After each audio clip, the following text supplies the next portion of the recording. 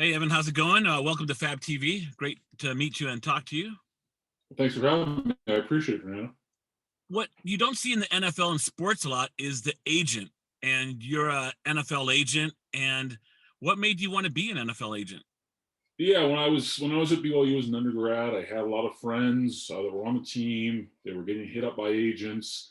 They didn't really have a lot of direction on how to choose an agent, how to vet one. They were, young guys just like me.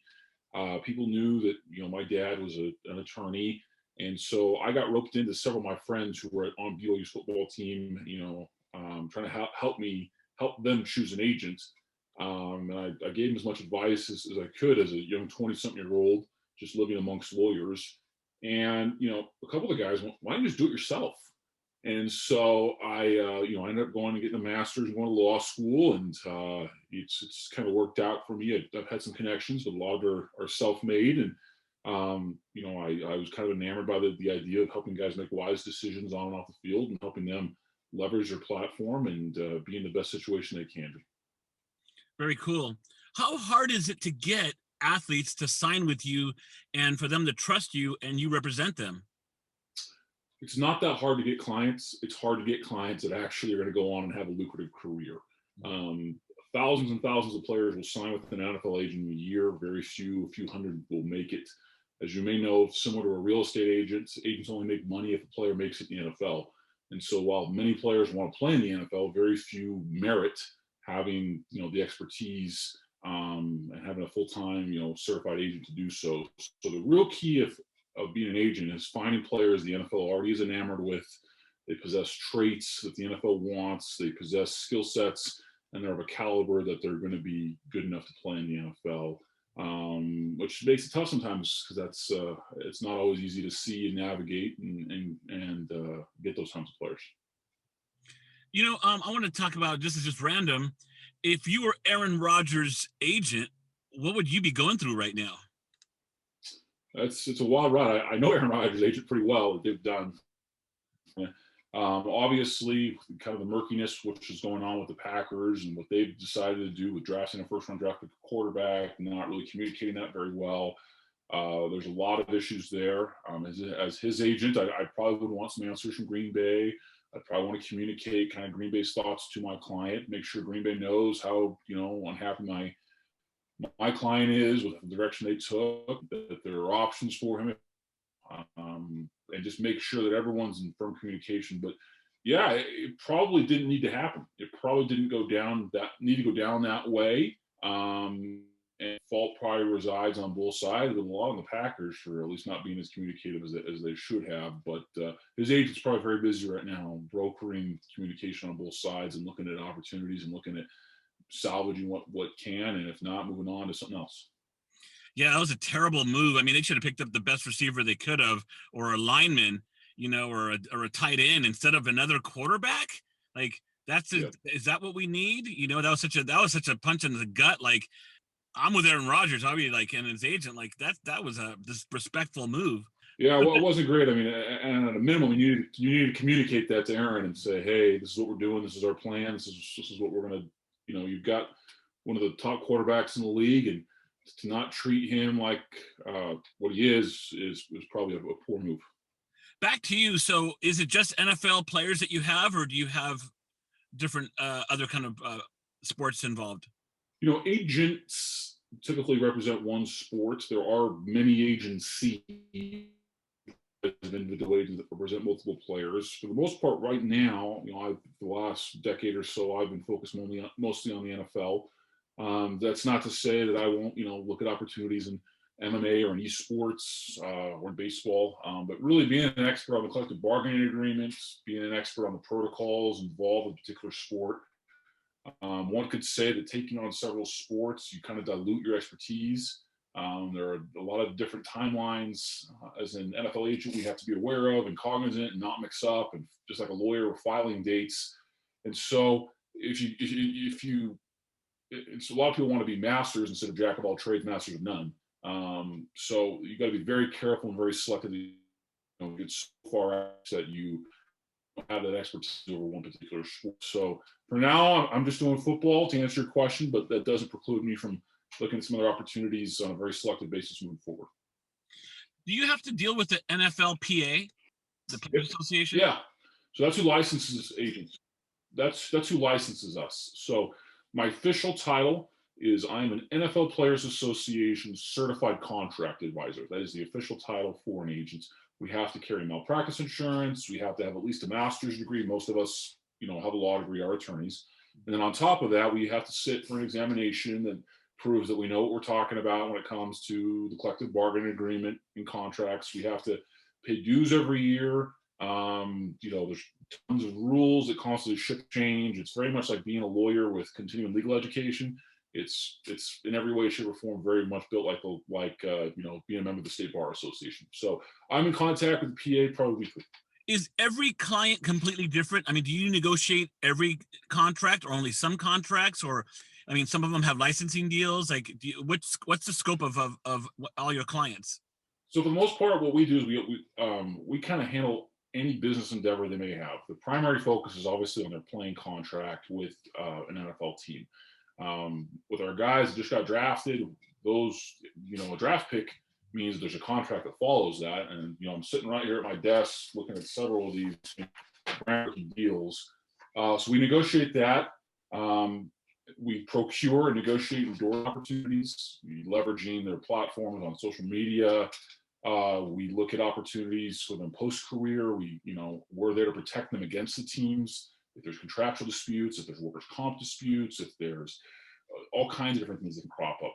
A lot of what we do is when guys get cut or they go to different teams, we're looking for opportunities for other teams. We're in constant offices. We really are truly their business advisor. They're, kind of in-house attorneys. They're contract negotiators. They're marketers, etc. We really handle anything on and off the field that can come up from a business perspective. How come NFL contracts are built so like bonus this, that? It's like a $32 million contract over 3 years, but like to get to that 32, it seems like everything has to happen perfectly for you to get that 32. So why are they structured that way? And I know that it is to protect the team to, like, in case they get hurt or to cut them or whatever, but it's like that 32 doesn't always seem like the whole amount. And why is it built that way? So if you have to look at the anatomy of a contract, and there's obviously what they call the paragraph 5 salary. That's the base salary. Very little of the time is that guaranteed. If a team cuts a player or a player gets injured, they miss out on that money in many, many instances. Beyond that, there's a signing bonus that usually is guaranteed, and that's usually a hefty sum.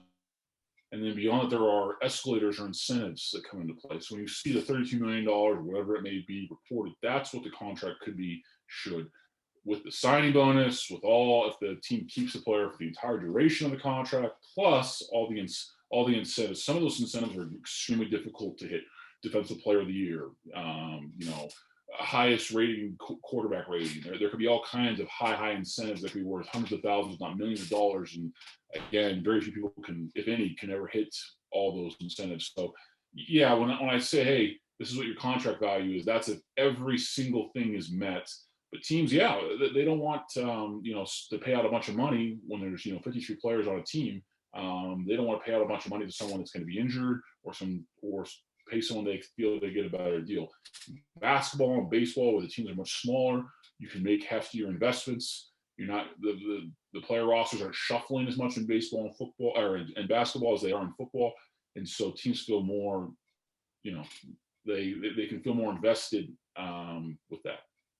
What's the perfect contract look like? If it was me, would it be, hey, it's a $10 million signing bonus, incentives if you hit, rookie of the year, MVP of the year, this, that, you guys get to the playoffs. What would this contract look like for you in the most perfect world? Like, is it a big signing bonus? Is it incentive based, performance based, or both, or all three? Well, typically, every player's a little different, but for the most part, I'm looking for the most guaranteed money that I can get. So that's either paragraph 5, salary that's guaranteed, and signing bonus. Those are kind of some of the first guaranteed monies you look at.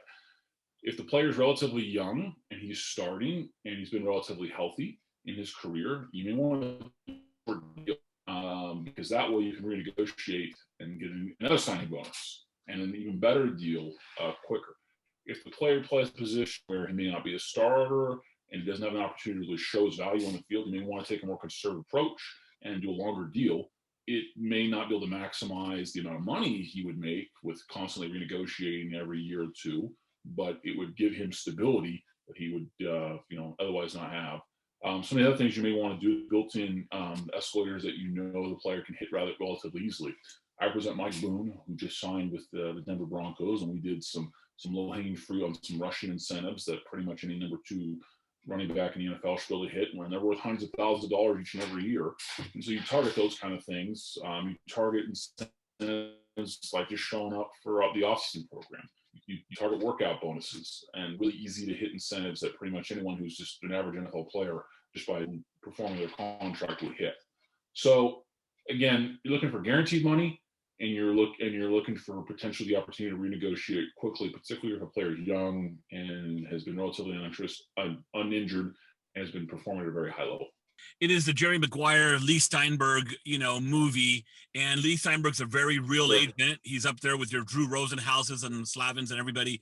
So the approach that Tom Cruise has in the movie is that, and with his player, is that how do you actually go to games? Do you go to playoff games or things like that? Do you actually do that? Yeah, I do. I like to go. You get a sideline pass, meet with the player, meet with the player's family, meet with the front office.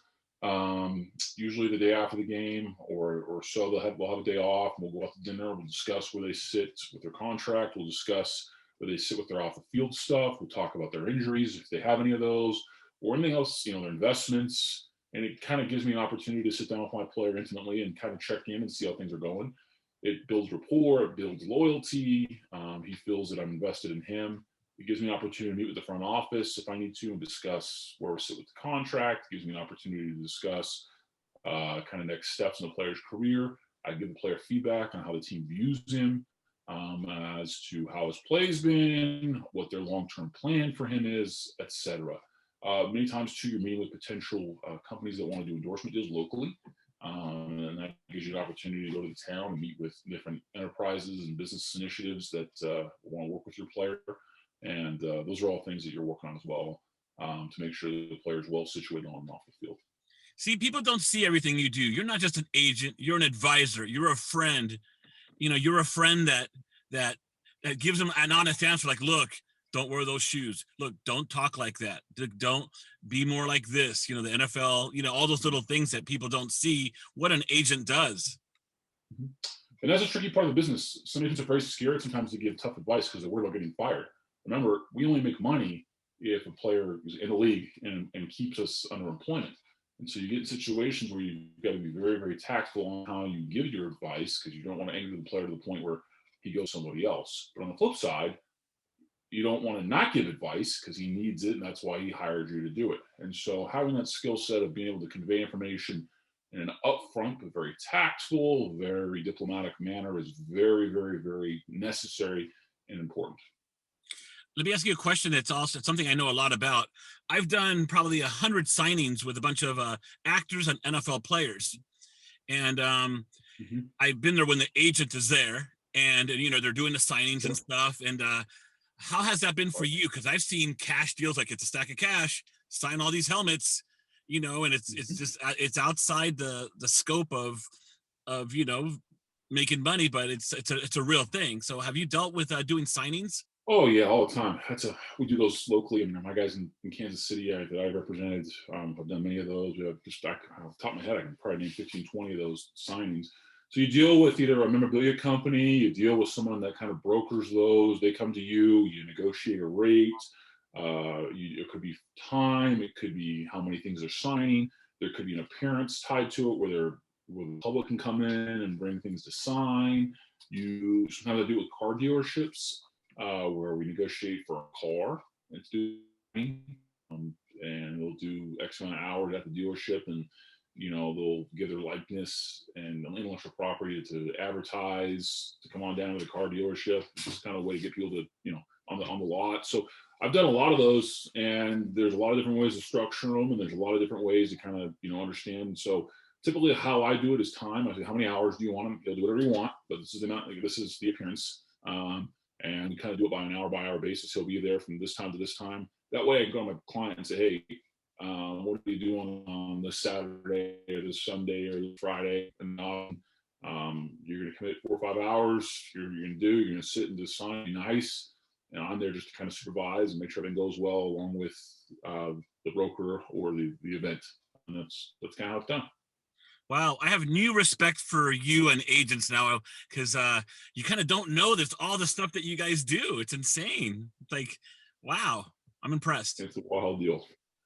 Well, great talking to you. I got to cut it off because I have a 15-minute limit on these interviews. So I would love to talk to you again, and hopefully we can meet one day on the field. By the way, I used to be an NFL photographer on the field for 20 years. Oh, very cool. I heard about it. My dad told me you got some real photography skills. That's awesome. Really cool, Yeah. Fernando. Yeah. Great talking to you, bro.